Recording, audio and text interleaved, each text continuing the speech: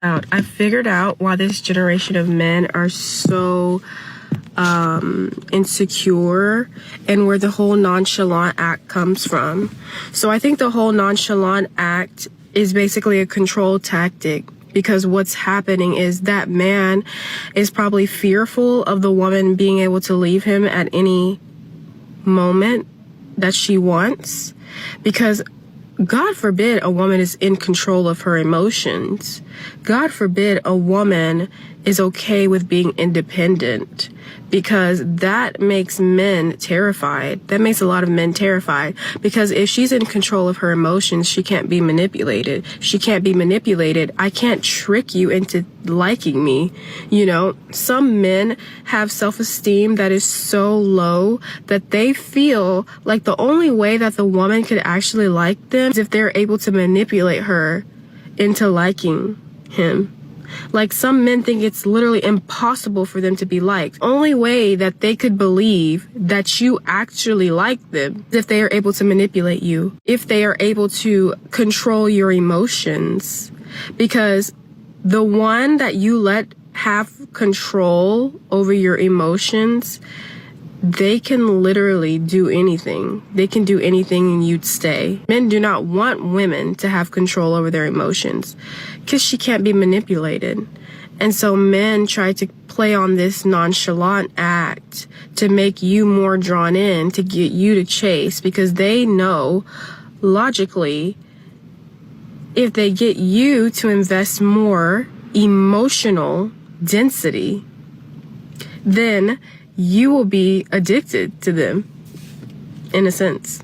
And the reason why it doesn't feel masculine, it's because they're trying to flip back what women do to them on us. Women don't purposely go out and be nonchalant towards men to attract them. We just be ourselves in our own element, but we can't help but be magnetic because that is our very essence, is just being.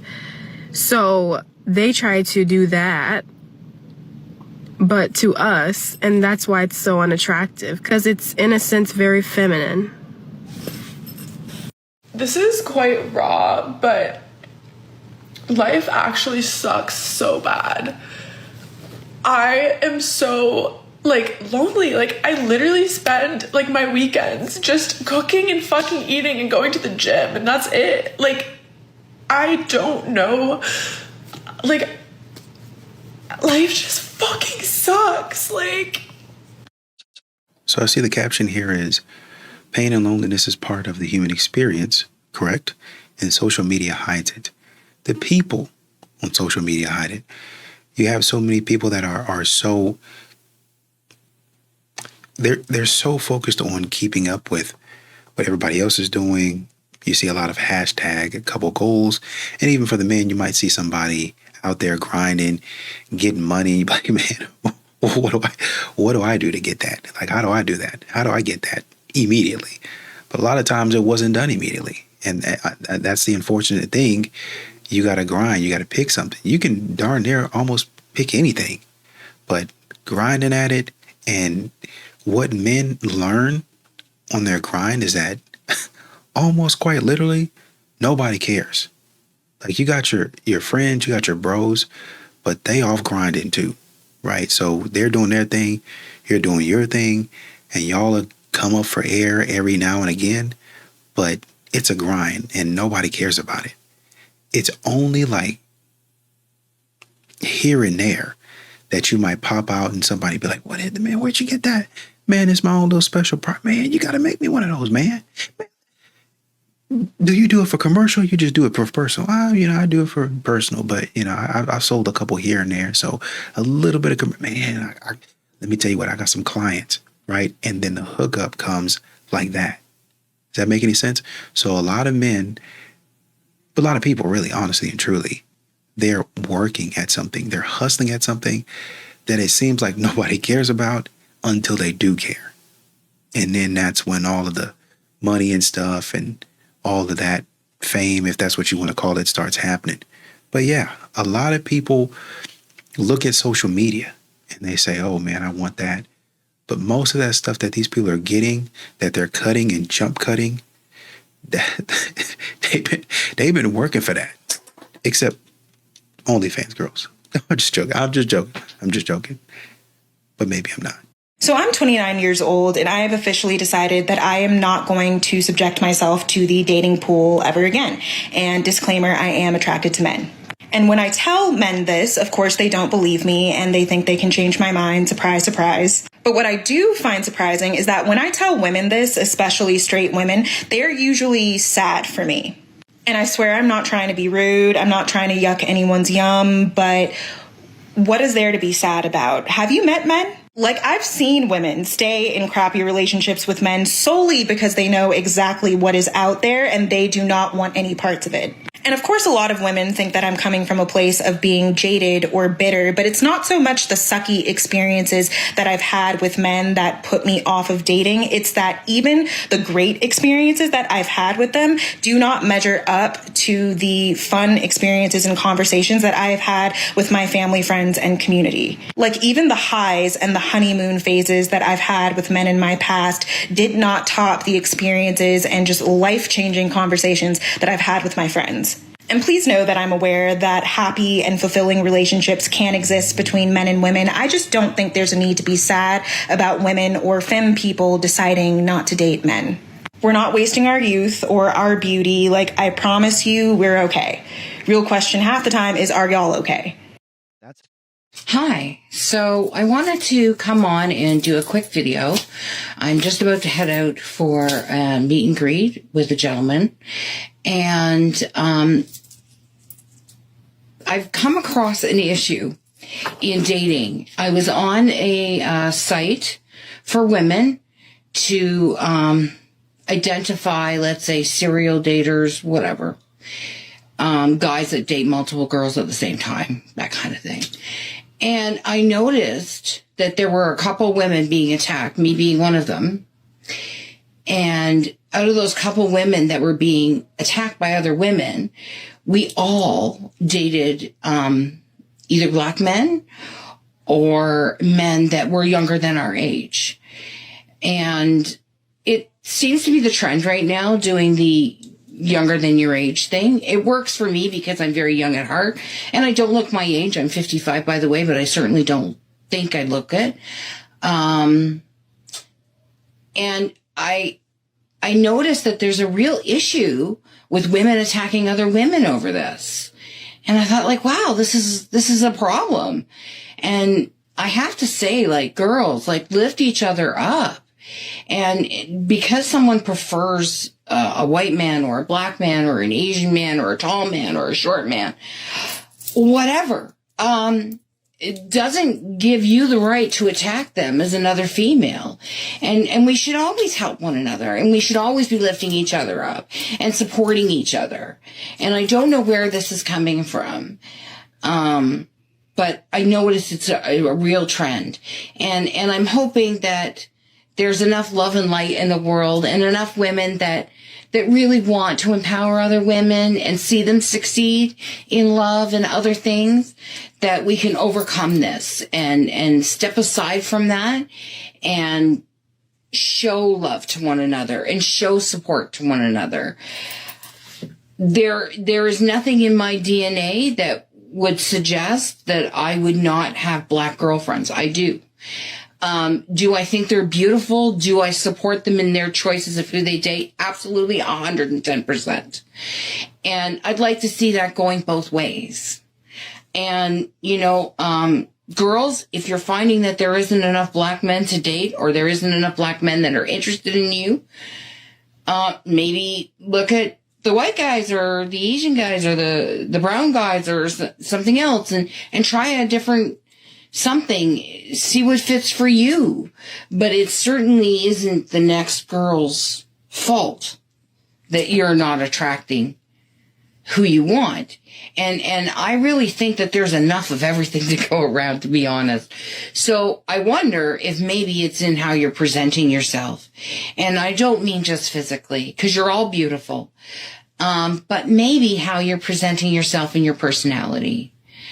Because some of the comments on some of those threads were really harsh. And if you're willing to do that to another woman, what are you saying out in the world? And perhaps that's why you're not attracting the attention that you want. So just food for thought. Namaste. Can somebody please explain to me why it's so common that a man will be pursuing a woman or saying that he's interested in her or she's wifey and will be like actively pursuing a woman and not want to know a single thing about her, not ask her any questions about her childhood, her favorite things, her music, what she loves, the thoughts in her head? I don't understand why it's such a common thing that a man will be pursuing a woman and not want to know a single thing about her. Like, when I like someone, I want to know everything about them. I'm interested in them. I'm interested in how their mind works and what they're into, their past, their traumas, like everything. I want to know everything. Why is it so common that a man will not want to know, not ask any questions? My best friend just got home from a massive trip and a guy that's heavily pursuing her picked her up, didn't even ask her how her holiday was or anything about her holiday. A prime example. What is that? It's weird. It's so weird. I got a bone to pick with y'all men. Why is it that y'all like to throw out compliments to women, telling them how beautiful they are and how you like the way they look and blah, blah, blah, blah, blah, but you don't ask for their number? Like, can you tell me why that is? You just want to be nice, throw out a compliment today, or you're scared? Which one is it? For the longest time, I fell for the propaganda that if a guy makes you anxious or makes you overthink, that he's the problem or like he's not the one for you. Yeah, so it turns out I think actually I am the problem. Now, don't get it twisted. I think there are many situations that exist that are completely valid reasons for why a guy would make you feel anxious or give you butterflies all the time. But when I'm speaking for myself here, and again, all I can speak for is myself, majority of the anxiety that I have ever experienced when it came to having a man's presence in my life actually boiled down to undiagnosed OCD. Specifically OCD in the form of rumination and spiraling thoughts. And when I learned this, I was like, I still don't have words because I'm like, this makes so much sense as to why I always just became so obsessed with a guy every time he was in my life. Because when you have the kind of OCD that I have, perfectionist OCD, you not only feel like you have to be a perfectionist about yourself, but you also feel like you have to become perfect for someone else. So if the guy doesn't text you back, maybe you say something that upsets him or he doesn't respond for a certain amount of time, whatever the situation is, it really doesn't matter. You are constantly hyper-analyzing and overthinking every single thing that you are saying and doing. You are rereading everything. You rehearse every single conversation that you had both in person and over text, making sure that you don't miss a single detail. And God forbid, if you miss a detail, you have to start from the beginning and go through the conversation as though you are living it in this present moment. Because if you don't have every single detail correct, then you are not going to feel like you are in control of the situation. And you are going to feel like it is your fault. Because in your mind, things are not perfect. This is what perfectionist OCD manifests as in romantic relationships. One thing feels off with you and you instantaneously blame it on yourself. Because if you did not act perfectly in a specific situation, you are not going to feel satisfied with yourself until you figure out exactly what it was that you did wrong and how you can fix it. And so you are constantly living in a state of anxiety and fight or flight, even if the guy is doing absolutely nothing wrong. Or even if he is doing something wrong and maybe he is a toxic man, which again, I've been there. It doesn't matter because you still blame it on yourself. All the signs could be there that this person is treating you horribly, this person is leading you on, playing hot and cold. Oh no, you're still gonna go back and reread and memorize every single conversation because you're trying to think, what did I do wrong to make this behavior happen? So again, you are constantly living in a state of anxiety because you don't trust yourself. And why don't you trust yourself? Because you are holding yourself to very unrealistic expectations of perfection. So basically what I'm trying to say is throughout my entire 20s, whether or not a guy was good for me, it was basically a lose-lose situation because I was going to cause myself anxiety anyway. She said something that was interesting, and it makes it interesting because there's a clip a little bit later on in the compilation where a woman talks about something like men cannot afford to hate feminism or something along those lines. And my point, I think, there was men don't need a lot of stuff, right? So you guys saying, well, in America, it's called, you have to have a 2-income household.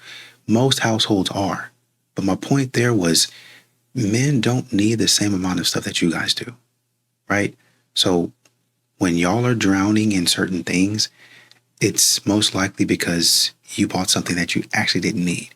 And a lot of people splurge on things that they don't need, but between y'all getting like the Botox and the lip fillers and the makeup and the new makeup and the double new makeup and the triple new makeup and the makeup add-ons and all that stuff, essentially y'all's makeup routines are like men's DLC games. Like the DLCs that you can download, well, downloadable content. You know what I'm saying? You get me. That's what makeup is for y'all. Like, oh, I got this lip filler, or I got this lip color, or this new color palette just dropped. That's what y'all spend your money on. Or this new nail shape just dropped. That's what y'all spend. Y'all have purses, y'all have clothing, and y'all just spend more money on it that you don't actually need. Shein comes out, Fashionista comes out, and a lot of those other clothing places, y'all don't need it, but y'all go get it because that's what you think you need. Men don't need all of that stuff. They can live a relatively simple life and be okay.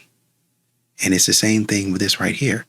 You're putting, and that's what I'm saying, you're putting pressure on yourself, which is what you just said. I put pressure on myself to maintain and keep standards that nobody did that. You did. And maybe, society and things. Men, I think I've seen a few of her videos, and the guys liked her for who she was. She put them in the friend zone. That man didn't have a standard for you, but the way you were, you were. And you decided, well, that's not good enough. I need to attain, and I hope when I attain and I achieve, he does the same thing. And y'all ruin yourselves because you, for some reason, think that you got to achieve something that it just takes time to get there. It just takes time to get there. And just because somebody isn't there yet and they're on that journey with you doesn't make them a bum. It's scary times out here, and I'll be honest, I'm at the point in my life where I don't want a man anymore. I think it's cool to not have a man. I think that's coming back, and I think that, I prefer happiness, peace, focus on my career, do my thing, and have someone yapping in my ear and ruining everything. So I feel like if you see me talking to a man, you have permission to knock me the fuck. Dating in your 50s is so stupid. I was looking out my window and I was reminded of one of my horror stories. I'm going to show you. I'm walking distance to a bunch of restaurants. Oftentimes I look out and I see all these restaurants where my hopes and dreams were dashed. Walk over all dressed up and all in my whatever finery and get kind of excited and only to have everything's crushed. So this was a one-hit wonder. What am I going to call this guy? Let's call him Puffy Coat Guy. I thought this one would be better because we knew all these people in common. So we meet on the apps, I think it was Hinge, and we knew a bunch of people in common. And I was like, okay, all right, okay, you can't be terrible because we know 5 or 6 or 7 people in common. No, you could still be. Why would that make me think he was going to be okay? So anyway, I walked to meet him. So here's the view from my window. And I'm walking along on the right lane, on the right-hand side, and he's parked in one of these, I can't zoom in closer, but he's parked in one of those cars up there. And when you run into somebody but you're not expecting it, and you try to pretend you're invisible. I pretended I was invisible because I'm slick. I was I'm not ready. This isn't how, I'm not supposed to walk by your car with you sitting in it while I walk into the restaurant. That's not how we meet each other. That's not how it works in the rom-coms. I just kept walking. I go into the restaurant. He comes in and he's got a puffy coat. And I don't mean just a puffer jacket. Here, let's do a reenactment. Okay, so he had on a puffy coat. Let's say he's got a puffy coat on, right? We incorporate props into our story. I don't mean this. This is what I mean. He was like a quilt. I don't even know how to explain it. I'm not kidding. Because you can't make this up. This is literally him on our date. So I go to hug him, and he's all puffed. This is him. And I'm like, well, maybe he'll remove his comforter when he sits down. No, he didn't. The whole date, I'm bursting out. A comforter, it was like a mattress topper. And we're in like this cute little bar, and it was warm. And tell me about yourself, and tell me that. I'm just like, do you have your coat? Like, what's under there? What's under there? I want to see like what lies beneath. But I didn't. I'm worked up. I have no idea what's under there, so I don't know like what the body's looking like. Now, I dated guys with not great body. My body's not perfect. What are you hiding? So I'm like, this is weird. Like, this is just weird. And then he goes on about he's had a lot of medical issues, and he had had a heart attack, a bypass, kidney failure, and a kidney transplant. That's a lot. And also what's under there. But I just kind of was just like, I don't even think we're going to have a second date. We eat, we get up to leave. He's like, I'll drive you home. And meanwhile, I'm like, I know exactly where your car is. See, I live just down the street. I think it was cold. He was prepared for the elements in his car. And in the console is an open can of High Noon. That's liquor, right? Like that's like a hard seltzer or beer. What is High Noon? I know it's not. I know it's alcohol, but it's like opened and sitting in his console. And I'm like, was he drinking before our date? Yeah, I never saw him again. He did text me, I think last summer, and he was like, oh, I'd love to bring you to this whatever white party. And I wrote back, I was like, oh, thank you, but I'm in a relationship. And then he didn't even answer. So that's that. Mm-hmm. I have nothing to say more. So I recently made a rather progressive decision when it came to dating. I've been using the dating apps, primarily Tinder and Facebook dating, for probably 3 or 4 years, 3.5 years, while I've been single, on and off, because obviously I did have a boyfriend for a couple years in there and was off when I was dating him. But I have decided to completely delete them altogether, even though that seems to be the only way to meet people these days.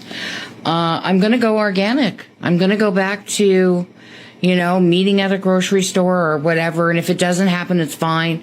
I'm just fine being with myself and my girlfriends and my great life. Because let me tell you, the horrors of the online dating have caught up with me. And I feel like I'm dumpster diving. Yeah. And I'm just done. I'm done. I can't take too much more of the absolute foolishness out there. So wish me luck. If anyone has advice on how to meet organically in 2025, I'm more than open to suggestions, because that seems to be the big challenge. And I really don't want to use the dating apps anymore, because I think that the quality of people that are on the dating apps, obviously not all, because I was on there and I think I'm half decent, but I think the quality is pretty bad. You see what she did there? You see what she did? He said, not everybody's bad, because I'm on there and I'm not bad. You just said what probably 95 to 99% of modern women feel about themselves. Well, it can't be everybody that's bad on there, but most of them are. And what you mean by most of them is you're talking about the men. That's really who you're talking about. All that. The men are trash and I can't really find anybody good. The dating apps are terrible. There's nothing but trash on there. Well, you're on there. Wouldn't that make you trash? Well, I feel like I'm a pretty decent person. Oh, so all of a sudden, everybody else but you, all the people in the app are trash. But you're the exception. See, this is why y'all having troubles finding people. Because, and especially with the way that some of y'all look, y'all still talking about men are trash. I mean, all right, man. To say what all of us ladies are thinking. Please don't. That just usually ends up being embarrassing. Men, you need to step the fuck up. We're living in an era where we don't need you anymore. Women are tired of your shit. You're not showing up and you're not providing. We're gonna go do it on our own. Does that mean that more women are going to start acting like functioning adults that can actually provide for themselves instead of relying on a man to do it for them? Oh, how awful. So if you've come into our life and you're not adding any value in any way, especially in the traditional sense, because you are supposed to be the providers and take care of women, we're going to kick your ass to the curb. I honestly don't believe that a lot of individuals, specifically a lot of women, actually understand what relationships are supposed to be about. It's not about who takes care of the other. It's about the relationship itself and two people caring about each other and being there for each other. No wonder there's so many single people out there. We don't need you. A lot of women have given up on the idea that men are going to be there to provide for them. Newsflash. You're a grown adult. Provide for yourself. Don't expect others to do it for you. We don't give a fuck if you're actually in our lives or not. That's rather hard to believe considering the online tirades that I keep seeing. You better be adding significant value if you want to earn a place in our lives. Indeed. And I can only imagine how upset a lot of women out there would be if gentlemen actually started adopting the same philosophy and insisted that women bring something to the relationship other than just what they look like. Most men cannot afford a single income household. A single income household is what anti-feminism is. Feminism fought for the rights of women to work equally to men. I think men are sold this idea of like angry, unhappy feminists, but it's like the reverse is so much worse because it's angry, unhappy you. It's really hard and really stressful to be the sole earner in a household. If you lose your job, your entire family's screwed. No food. And this isn't me advocating for 50-50 on dates, but it's me saying that if you're going to be in a long-term relationship with a man, realistically, you're probably going to end up paying for some things eventually. That's how the economy is currently structured. There's no escaping it. A very, very minute, like 1 in 100 men can afford to fund your entire lifestyle forever. And chances are that lifestyle won't even be great. It won't be Pilates and matcha and like taking your kids to daycare and then doing whatever the fuck you want for the rest of the day. It'll actually probably be you doing all of the labor, and then you get a nice little sweet treat every once in a while when your family vacation happens. I don't know why y'all think that men have to have all of the things that y'all have. Like, y'all just have to have makeup. Y'all just have to have these fancy trips. Y'all just gotta go to brunch every Saturday. Y'all gotta do it big because y'all are boss babes. Men don't really need that. Men can live a simple life. They don't have to have 10,000 pieces of furniture. It might just be you struggling because you got too much stuff. It is a Saturday night and I just had a monumental crash out via email to my therapist. I feel tormented by the desire for intimacy and connection with men, and the extreme fear of being traumatized by them again and again and again. And I don't know how to live with both. I don't know how to find the gray area. I wish more men understood how absolutely exhausting it is wanting to be open to connection with them and at the same time scared for your literal life. And I'm not over-exaggerating, because even if the present circumstance you're in with a man is not life-threatening, it can feel like it. And I've been in therapy for so long, you guys. And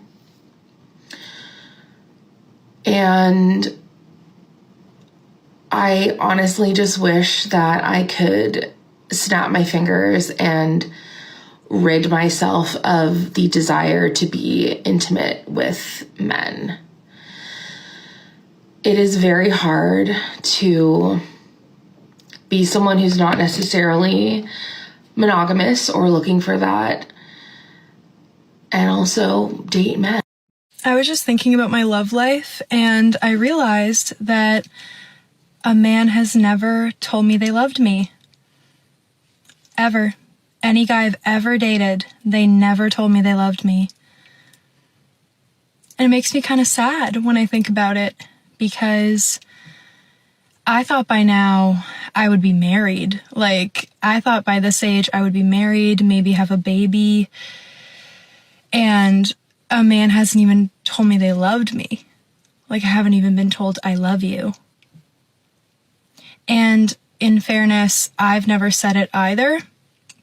And I guess it's because I'm kind of traditional, so I was always waiting for them to say it, and then if I did love them, I would say it back, but they just never said it.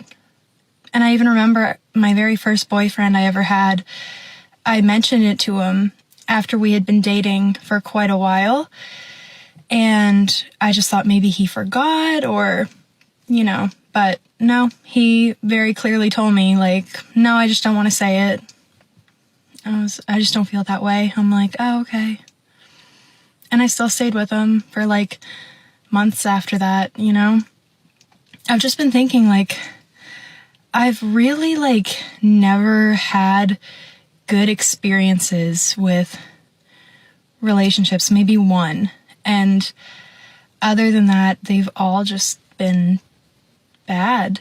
Like, I've never been treated well. And when I see these girls that their boyfriends just do, or their husbands, fiancés, whatever, they do like the sweetest things for them and they're just so in love, and I'm just like, I've never had that before, and I've always wanted it. I've always wanted it, and I've always tried to have it, but I've just never had it. And I think a lot of people don't talk about how hard it is to be in your late 20s and you're still just single and not even close to being with your person or getting married or anything like that. And while everyone else is engaged or married, and you know, the feeling, I think the best feeling I can compare it to is when a group of people are walking on a sidewalk, like you're with a friend group, and you're the one person that doesn't fit across the sidewalk, so you walk in the back and everybody else is just like a few steps ahead of you, laughing and having fun, and then you're just behind them watching them have fun, but you're alone. That's how it feels. So, real talk. I saw someone post about this the other day, and it's really been making me think. And I don't mind being single. I have friends and family and my daughter and my dog and work and things to keep me busy. I think the biggest thing is that I am not anybody's priority. Like, nobody. And that, like, when this woman said that on TikTok, I was like, wow. Like, nobody considers me or their priority.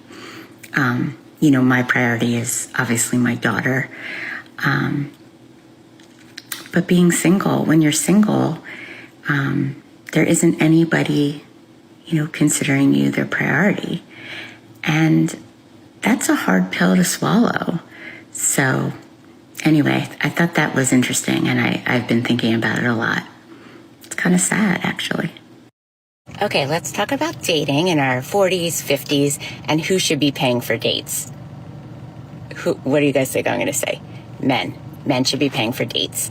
I always let men pay for dates, at least 1 through 3. After date 3, I'll usually offer to pay for something. Like if we go bowling and dinner, I'll say, I'll pick up bowling, or I'll pick up dinner. Or sometimes, like the last person I went out with, seriously, I was like, we made a bet about bowling, and whoever won bowling wouldn't have to pay for dinner. So I paid for bowling, and then I ended up paying for dinner because I lost. So yes, but men should be paying for dates. I don't even offer date 1 through 3. And I've never had a man ask me to pay. I've never had a man not want to pay. It's just the right thing to do, men. And if you're not dating classy women, this is why. And if you're only having 1 date, this is why. You need to be paying for dates. Men need to be paying for dates. And you can give me your opinion and say that women are there for free meals. I've never gone out with someone for a free meal, ever. If you think that, don't go out with them again, but pay. Offer to pay and pay. It's the right thing to do. Yeah. So, number one, you talked about not feeling like people are prioritizing you. I think you said that in the last clip. You talked about people not prioritizing you. You got a daughter. Obviously, she's your priority, and hopefully y'all are each other's priority, but she's going to have her own life. So I'm assuming that you're not really going to be 100% her priority because she's got to live her own life. You would encourage her to do that. But when men hear that, they know they're not going to be a priority.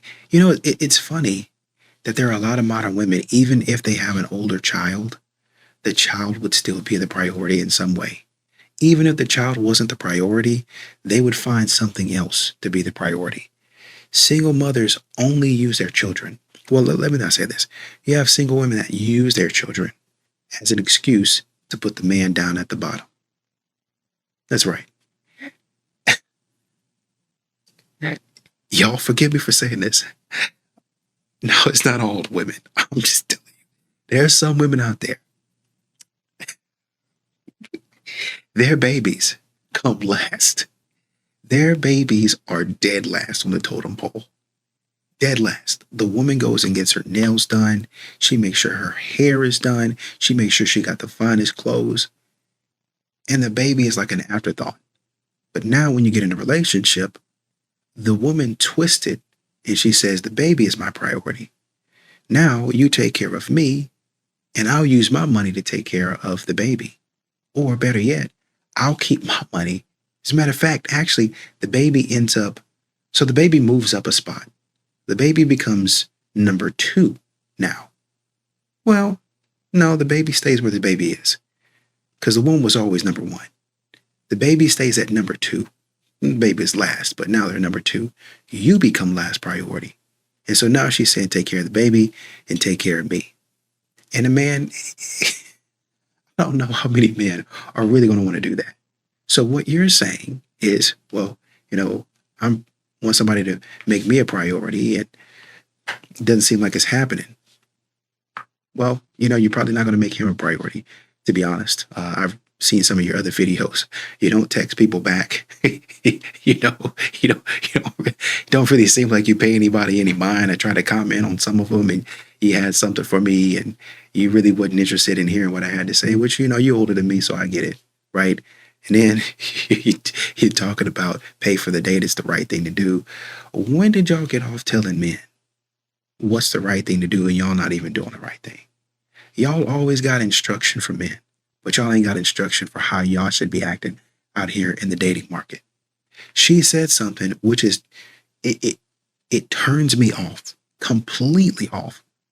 Well, if you think they're there for a free meal, then just don't go out with them again. I've already spent the $100. I've already spent the freaking money.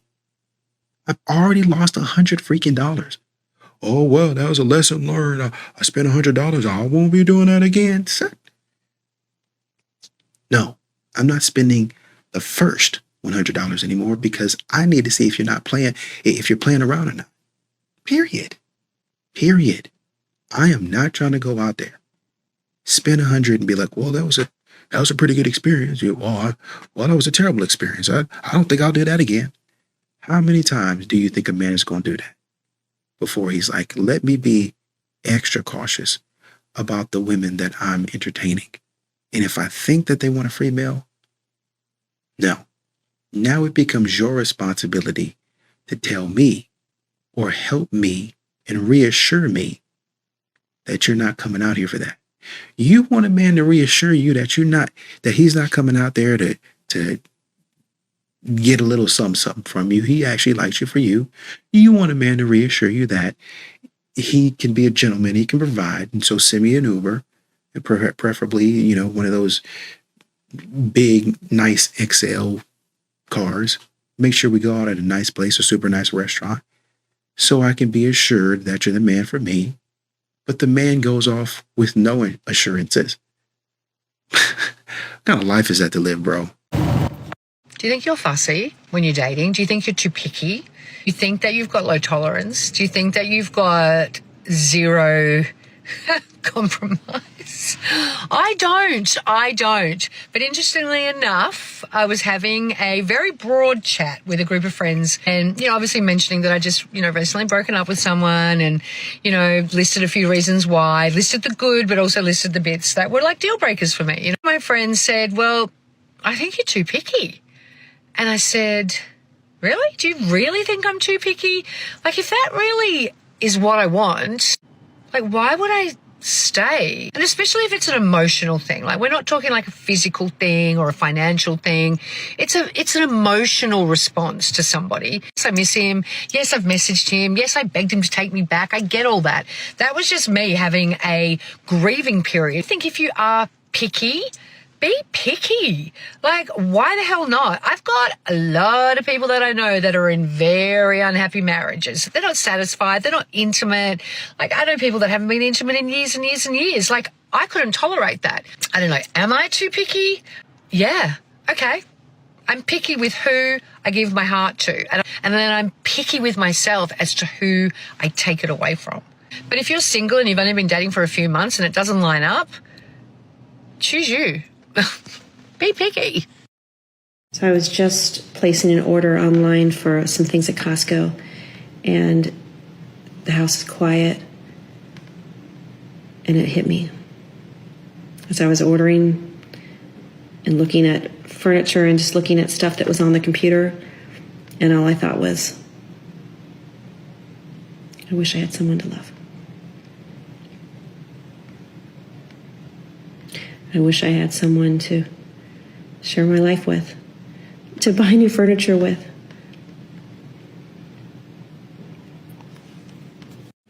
Dating over 50, so I'm about to be picked up for a second date, and I'm going to come back on here in this post and let y'all know how it went. But I'm excited. We're going to Toulouse, and this guy seems really great. Obviously, we had a good first date, or I wouldn't be going on the second date with him. But like I always say, I'm just going to take it slow, see how he shows up over time, because that's really the only way you can really get to know somebody. So I'm excited, and stay tuned, and I will let you know how it went. And then quickly, I wanted to show y'all my outfit of the night, because you guys always message me and say, what did you wear on the date? So this is a great Amazon top. It's like literally under $50, comes in 10 colors or something like that. These are my absolute favorite mother jeans. If I could pick one pair of jeans to wear like for the rest of my life, these would be them, because they are that good. They're just like a high-waisted straight leg. Okay, stay tuned and I'll let you know how the date went. Okay, well, we're not going on a third date. So if that tells you anything, obviously the second date didn't go well, and I'm going to tell you why. So, actually the actual date did go well. But towards the end of the date, I set a boundary, and basically I'm not going to go into detail, but I've actually shared this on Instagram before, like tell a guy no and see what he does, because this will like tell you everything. And so, basically I set a boundary, and, he basically left pretty quickly after that. And even like when he was leaving, I was like, I don't know why I did this, just sort of flew out of my mouth, but because I was kind of wondering, like, I just basically said, so I guess I'll see you when I see you. Because after saying no, like about this one certain thing, I could just tell like his energy shifted. And then he basically avoided that question and was like, yeah, well, I have to work tomorrow, and I know you're going to Austin and blah, blah, blah. And, didn't ask me out on a third date, obviously. And I could just tell from his energy and also how I felt after he left that this, we're for sure not going out again, because honestly, I wouldn't want to go out with him again. He obviously didn't want to go out with me again. Otherwise, he would have asked me. So I think it was for sure like a mutual feeling. But I guess the lesson here is like I always say, a guy's behavior will tell you everything. And the fact that he kind of acted, I don't know, like taken aback or a little bit, I don't know, like withdrawn after I said after I set that boundary, then this really kind of told me that guy's intentions probably weren't what my intentions were. Even though I had asked him, like, so what are you looking for? Are you looking just like for casual, whatever? And, he kind of answered me in a sort of a roundabout way. He was like, oh, well, I was kind of vulnerable in the past and I got hurt. Well, yeah, all of us have been vulnerable in the past and all of us have gotten hurt. But I mean, Does that mean that you're not going to be vulnerable now and that you're not looking for, I don't know. So he really didn't give me a straight answer. But bottom line is, I didn't like how I felt when he left. In fact, I felt a little angry and I felt kind of sad, and I was for sure like confused by the whole thing. And I think that's something that it's so good to pay attention to when you end a date, you know, girls or guys, when you end a date, like, how do you feel after that date? Do you feel better? Do you feel happier? Do you feel lighter? Do you feel amazing? Or do you feel, you know, less than? Do you feel mad? Do you feel sad? Do you feel a lower vibration? Like, if you feel worse after spending time with someone, that's probably not somebody you should spend your time on again, or you should spend your time with again, right? So I for sure felt worse after spending time with this guy. And so, yeah, like, there's my answer. I don't want to, you know, spend time with him again. I wouldn't want to go out with him again. So like I said, the feeling's mutual. Of course, I wish him the best. Of course, like, he, you know, whatever. He did a lot of good things. There were a lot of good things about the date. You know, we did have this really insane chemistry, right? But like I always say, that's not enough. Yes, that's important, but that's not enough. So I don't know. Leave me a comment down below. Let me know if anybody's ever told you no. And if you've like set a boundary with a guy and like how they reacted. Because again, I think their reaction kind of tells you everything about where their head is and things like that. Anyways, but I'm just certainly going to keep an open mind and keep putting myself out there, because, you know, that's all you can do, right? You have to have a positive mindset. Like I always say, you should always have a positive mindset about dating. Even when one person falls away, that's just God redirecting you and making room for the right man to come along. So that's what I'm choosing to believe. It has nothing to do with me. It has nothing to do with my worth. It has everything to do with that guy and where his head is. And all the experiences that he has had in his past, you know, because we all bring our experiences into our dating life, of course, right? So anyways, okay, thanks for listening. Love you guys.